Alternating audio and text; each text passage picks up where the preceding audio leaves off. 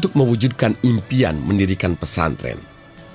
Hutan semak yang melingkari lokasi Gunung Tembak perlahan dirombak menjadi kompleks yang asri.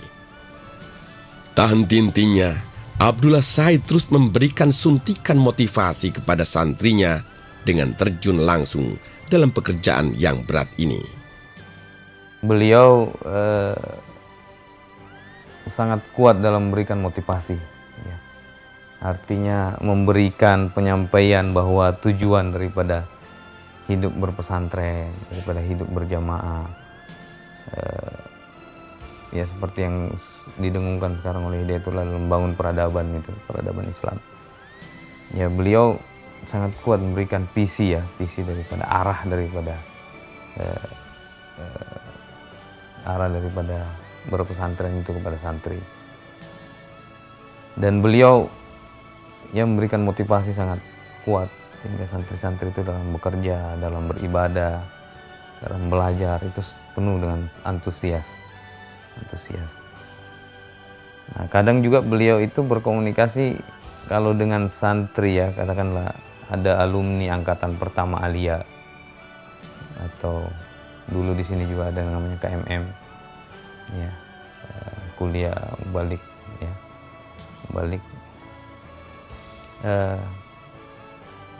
beliau juga biasa kalau suatu waktu itu mengumpulkan mereka di rerumputan di bawah pohon, berdialog. Artinya setiap mengangkat suatu pekerjaan besar, ya, setiap ada proyek besar, beliau mengumpulkan santri-santri itu. Khususnya santri yang saya katakan tadi alumni awal ya, alumni Ali angkatan pertama itu kumpulkan. Akan inginnya kemana ini, ya, kemana? Terus ada yang menyampaikan mau lihat katakanlah museum di Tenggarong. Oh ya, artinya berdialog secara langsung dengan mereka.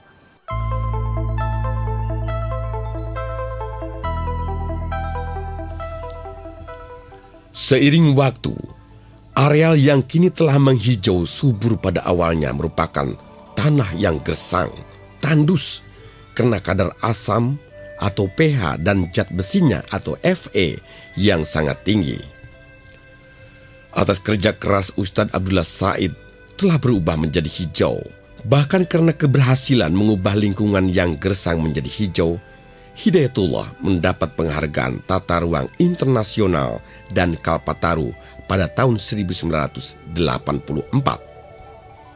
Lahirnya Hidayatullah adalah hasil buah pikiran dan renungan serta kerja keras para pendiri Hidayatullah dibantu oleh santri awal sebagai modal.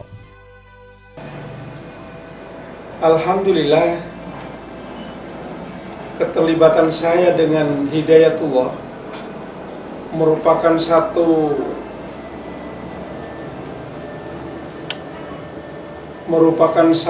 keberuntungan bagi saya. Karena saya menemukan sosok seorang pemimpin ya, yang dapat memberikan motivasi, yang dapat memberikan dorongan agar dapat memperjuangkan Islam. Karena pada mulanya sebetulnya saya kepingin sekolah dulu ya. Saya kepingin sekolah di luar negeri. Waktu itu saya sudah mendaftar, tinggal menunggu panggilan. Kemudian beliau memberikan arahan-arahan dan itu cukup memikat bagi saya. Dan saya sangat tertarik untuk terlibat lebih dini tanpa harus ke luar negeri lebih dahulu. Hidayatullah merupakan wadah dan sarana perjuangan, gerakan pemikiran, dan aplikasi nyata dari slogan Back to Quran and Sunnah pada kehidupan untuk mewujudkan peradaban yang islami. Kalau memang kita mau menjadi misi yang sukses, itu harus dilakukan 4 tahapan itu. yatlu alaihim ayatihi wa yuzakkihim wa yu'allimuhumul kitaba wal hikmah. Nah, itu harus dipenuhi itu. Kalau tidak, kita bisa menjadi mubalik yang bisa bercerita tapi tidak seberapa yang hasilnya. Karena kalau kita sendiri tidak lakukan apa yang kita ceramahkan, kan jelas berkah Allah kan tidak sebagaimana mestinya diberikan. Nah, makanya apa-apa yang kita kaji dalam Al-Quran itu sudah ditahu, itu harus diamalkan. Itu intinya, sebenarnya intinya di situ. Hidayatullah telah berdiri. Pembangunan fisik sarana belajar tengah berjalan. Pondasi organisasi juga tidak luput untuk ditegakkan. Sistematika pengajaran perlu untuk dirumuskan dan diterapkan. Manhaj dan garis perjuangan Hidayatullah telah ditetapkan. Tentang manhaj Hidayatullah, Hidayatullah mengistilahkan dengan manhaj nabawi.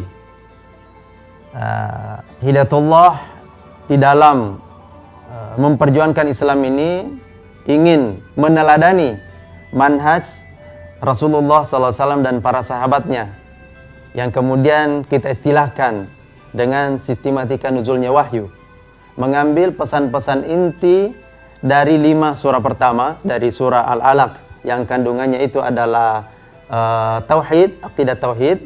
Kemudian surah kedua adalah Al-Qalam, itu adalah akhlak dan juga membangun idealisme, visi berquran. Kemudian surah yang ketiga adalah Al-Muzammil, ya, jadi i'dad ruhi, ya, bekal spiritual bagi seorang dai, bagi seorang aktivis, bahkan bagi seorang muslim yang harus dimiliki.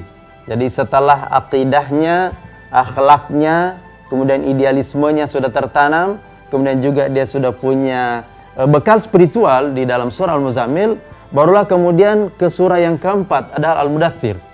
Nah, orang-orang yang memiliki akidah yang baik, kemudian akhlak, kemudian bekal spiritual yang memadai, inilah yang layak untuk mengemban amanah dakwah yang diperintahkan di dalam surah Al-Mudaththir. Cita-citanya apa? Dalam rangka membangun peradaban Islam di seluruh aspek kehidupan umat manusia, itu tergambar di surah Al-Fatihah. Metode atau manhaj nubuwah Hidayatullah yaitu berperang pada Al-Quran dan As-Sunnah sebagai bentuk ketaatan kepada Allah dan Rasul-Nya.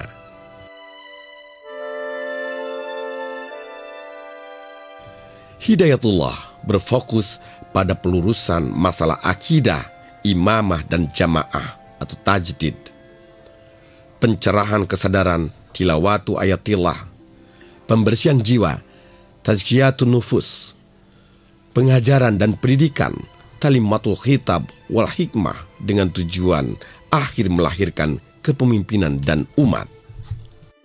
Ustadz Abdullah Said mengajarkan kepada kita tidak ada hal yang rumit. Tidak ada hal yang kemudian sulit dibaca. Tidak ada hal yang terlalu filosofis. Semuanya serba sederhana. Karena beliau langsung mempraktekkan apa yang kemudian akan dikatakannya kepada santri. Beliau mendahului untuk memimpin, bukan dengan kalimat, bukan dengan kata-kata, tapi dengan ketauladanan. Energinya yang kuat dari sholat malam. Kemudian keberadaannya yang sangat peduli dengan siapapun. Dan yang paling penting lagi, dia selalu meminta bayang-bayang ke depan dengan isyarat-isyarat, dengan petunjuk-petunjuk, dengan jalan-jalan hidayah dari Allah Subhanahu wa Ta'ala. Seiring dengan perjalanan waktu, Hidayatullah berkembang baik dari segi fasilitas pembangunan fisik seperti bangunan sarana pendidikan, masjid, perkantoran, dan lain sebagainya. Tidak hanya itu, dari sisi manajemen organisasi, Hidayatullah berkembang menjadi organisasi yang maju dan solid. Sebagai organisasi massa Islam yang berbasis kader, Hidayatullah menyatakan diri sebagai gerakan perjuangan Islam, Al-Harakah Al-Jihadiyah Al-Islamiyah, dengan dakwah dan tarbiyah sebagai program utamanya. Keanggotaan Hidayatullah bersifat terbuka, di mana usahanya berfungsi sebagai basis pendidikan dan pengkaderan-pengkaderan mutlak dilakukan secara terus-menerus di lingkup Hidayatullah. Saat diberitahu adanya pesantren di Gunung Tembak di Kabupaten Balikpapan, dan kemudian saya ke sana sengaja untuk menemui Ustadz Abdullah Said. Disitulah saya mengenal seorang sosok yang istimewa buat saya, seorang pemikir dan pelaksana, seorang yang punya cita-cita, dan beliau langsung secara total mewujudkan cita-cita sehingga menjadi satu kompleks yang luar biasa di Gunung Tembak dalam lingkungan pendidikan Hidayatullah. Beliau punya konsep dan beliau melahirkan kader yang kemudian secara tulus bisa dikirim kemanapun dengan semangat untuk berjuang di jalan Allah. Pembinaan kader tidak bisa dilakukan hanya dengan kata-kata. Orang tidak bisa menyuruh apa yang kita katakan. Orang tidak bisa mengerjakan apa yang kita hendaki. Orang hanya bisa mengerjakan apa yang kita teladankan. Disitulah Ustadz Abdullah Said mewujudkan dengan teladan apa yang diajarkan kepada kader-kadernya. Pengkaderan yang tersusun rapi, sistematis didukung oleh ilmu dan keimanan yang kuat, sehingga tercipta kader yang tangguh. Inilah semangat yang selalu dikobarkan oleh Ustadz Abdullah Said untuk santri-santrinya, yang terutama mendapatkan tugas sebagai da'i atau pendakwah yang tersebar di pelosok Nusantara. Pesan yang membekas kuat dan menjadi pendorong bagi santri Hidayatullah. Pendidikan atau tarbiyah adalah salah satu dari dua gerakan mainstream atau gerakan utama Hidayatullah. Tarbiyah ini menjadi dasar keilmuan dan pengetahuan bagi santri-santrinya. Di Hidayatullah ini yang banyak diajarkan bagaimana berislam. Bagaimana berislam. Itu jauh sekali. Oleh karenanya agar dengan segala keadaan yang mungkin merasa kurang pas oleh karena kondisi situasi, lantas oleh karena hal-hal yang kalau kalian bandingkan dengan pesantren-pesantren dengan wahnya, maka ingatlah bahwa esensi atau inti daripada apa yang ditanamkan oleh para pembimbing, oleh para instruktur, oleh para dosen yang ada di Hidayatullah, kalau itu ditekuni, yakini betul, insya Allah Anda bisa mendapatkan jalan-jalan yang cemerlang dibandingkan apalagi melalui pendidikan-pendidikan yang di luar pola pendidikan ini. Untuk menunjang kegiatan ini, Hidayatullah telah memiliki 4 sekolah tinggi, yakni Sekolah Tinggi Agama Islam Luqman Al-Hakim yang berada di Surabaya, Sekolah Tinggi Ilmu Syariah Hidayatullah atau STIS Balikpapan, Kalimantan Timur, STIE Hidayatullah atau Sekolah Tinggi Ilmu Ekonomi yang berada di Depok, dan Sekolah Tinggi Keguruan dan Ilmu Pendidikan yang berada di Batam. Hal yang penting kami tekankan sekaligus kami kuatkan bahwa di bidang pendidikan khususnya Pondok Pesantren Hidayatullah diharapkan menjadi salah satu di antara jawaban dari kerumitan-kerumitan tata kelola pendidikan. Yang kedua, bahwa kita harapkan pendidikan di Pondok Pesantren Hidayatullah selain merupakan satu jawaban bagi umat, juga dia merupakan satu terapis terhadap tata nilai yang juga berkembang dalam substansi kurikulum. Kita berharap kurikulum yang kita rekayasa terus-menerus dan kita kembangkan